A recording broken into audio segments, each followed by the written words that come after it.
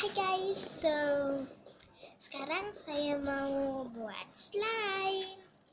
Ini dia slime. Ada 3 slime.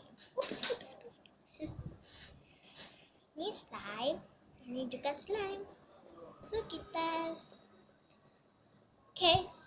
let's start it. Sekarang kita perlukan cup, mengadu dia, dan juga glue dan pencuci piring. So let's start it. Sekarang kita ada gum, kita letak ya. Ini dia cup. So letak gum sedikit saja.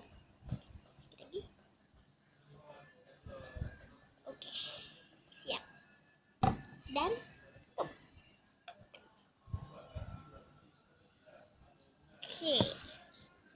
sudah begitu tutupkan.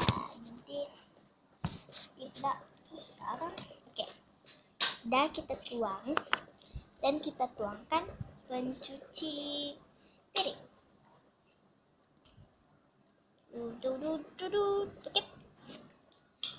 Belum. Jadi mengadukkan dia.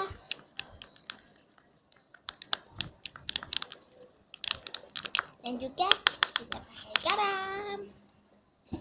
garam biasa.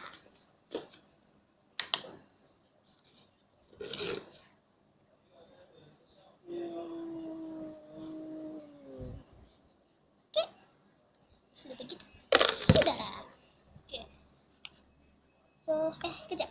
Kita tutup dengan garam. Let's start. Wah, dia jadi berubah.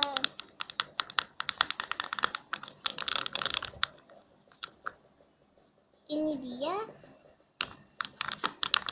Belum lagi sih dong. Taruh lagi plate. Dan terlalu banyak ya. Sudah begini. Kasih sedikit rata-rata. Rata-rata ya. Jangan. Jangan banyak. Nanti dekas. So, let's start. Tengok tu nak jadi. Ini nak jadi. So, kita ada yang macam ni. Cuma dia keras. Sebab garam banyak. Lalu. Ini dia mau jadi.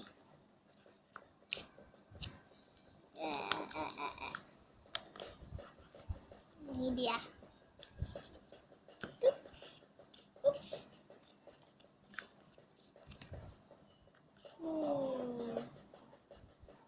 Dah jadi.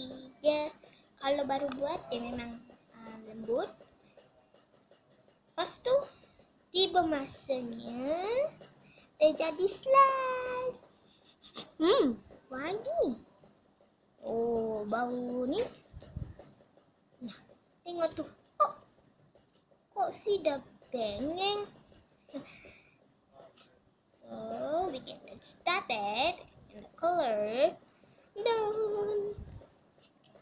So dia keras sudah. Jadi